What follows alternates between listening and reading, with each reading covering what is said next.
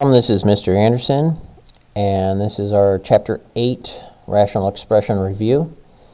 I'm going to take a look here in this video at problem number 15, 16, and 17. Here we're asked to simplify each complex fraction. Alright, so complex fraction, the fraction bar means divided by, so we've got this numerator on top divided by this fraction. Alright, so just to help us visualize it, I want to rewrite it like this. This is 1 over x squared plus 2 over 5, all of this, and then divided by 4 over x squared. And the reason I wrote it like this is just so we can visualize. We know that when we divide by a fraction, we just take the reciprocal and multiply.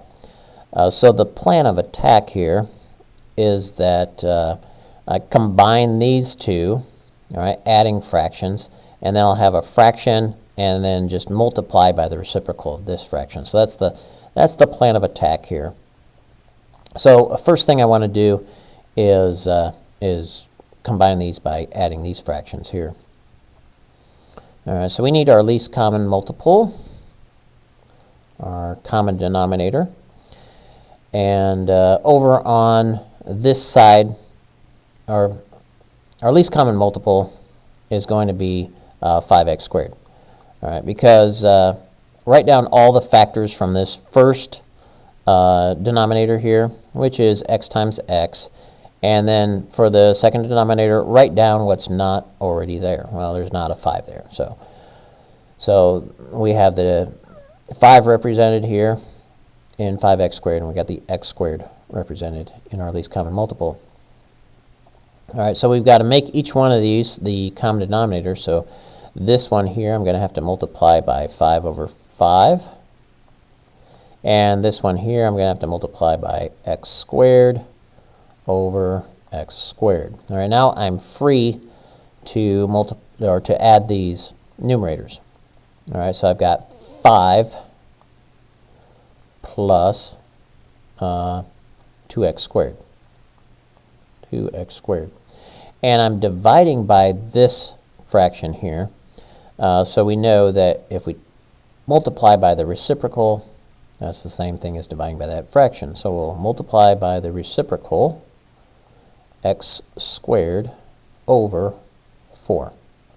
All right, and remember, it's understood that all of this in the numerator, everything in the denominator is all grouped together. And I do that because I just kind of want to connect these fraction bars so that we can see I have this numerator times this numerator, and this denominator times this denominator. So I got the quantity of 5 plus 2x squared times x squared, and on the bottom I have 5 times x squared times 4. So I effectively have multiplied the numerator straight across and multiply the denominator straight across. All right, well, before I go multiplying and like distributing this x squared with this binomial here, I want to see what I can cancel. All right, and I see that on the bottom here I have 5 times x squared times 4. I can cancel out this this x squared. I have an x squared on the bottom, x squared on the top, so those cancel out to just 1.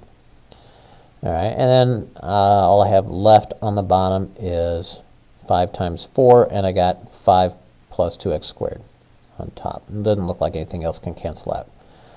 So on the top, I'll write this in standard form, 2x squared plus 5, and then in the denominator, 5 times 4 is 20. All right, and of course, I've got to write down what can x not equal. All right, so let's take a look at all our denominators. X cannot equal 0.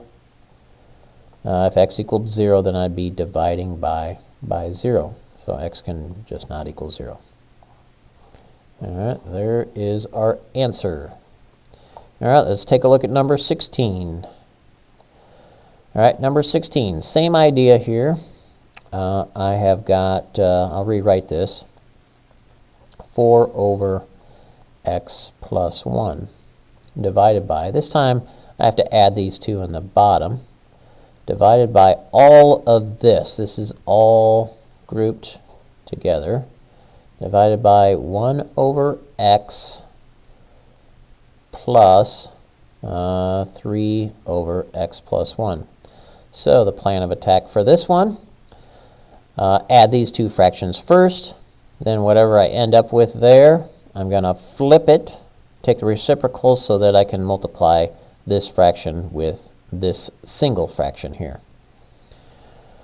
Alright, so I've got here 4 over x plus 1, and I'll leave that divided by here, divided by, and this is going to be a single fraction, I need a common denominator, and that common denominator is going to be our LCM, least common multiple. I need to represent all the factors for this, and then all the factors for this here. So we got x times x plus 1 will be our least common multiple. So in order to get that common denominator of x times x plus 1, I have to multiply this fraction by x plus 1 over x plus 1. And this fraction I have to multiply by x over x over x, and of course this is all grouped together here. Alright, now I've got the common denominator across, so I'm free to add the numerators. So on top I have x plus 1, and then plus 3x. Alright, so let's clean this up a little bit. I've got 4 over x plus 1 divided by, 3x. Combine like terms, x plus 3x makes 4x, and then plus 1 over x times x plus 1. Alright, now that I have this as a single fraction, I can take the reciprocal and multiply. So I've got 4 over x plus 1 times x plus 1 over 4x plus 1.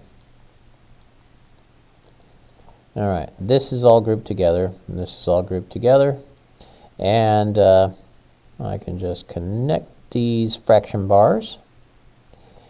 And so I'm just multiplying straight across on top. I got 4 times x times quantity x plus 1. On the bottom I got x plus 1 times 4x plus 1. And I want to cancel out what's the same on the top and the bottom. I got an x plus 1 on the bottom, x plus 1 on top, and that looks like everything I can cancel out. So on top I have 4x, on the bottom I have 4x plus 1, and write down what x cannot equal. What does x, what makes the denominator 0? We see here x cannot equal a negative 1. That would be dividing by 0. That's no good. X cannot equal 0. X cannot equal negative 1. Alright, so x cannot equal 0. X cannot equal negative 1. Alright, there's our answer. Our simplified answer. Alright, and number 17. Alright, changing pace just a little bit here. We've got fraction equals a fraction. So the strategy here is we're going to cross multiply. We're going to cross multiply and then simplify. Okay, so I'm going to multiply these two right here. I'm going to multiply these two, set them equal to each other. And don't forget that this is all grouped together here. Alright, so cross multiply, I have 3x times 10 equals 5 times x plus 5. So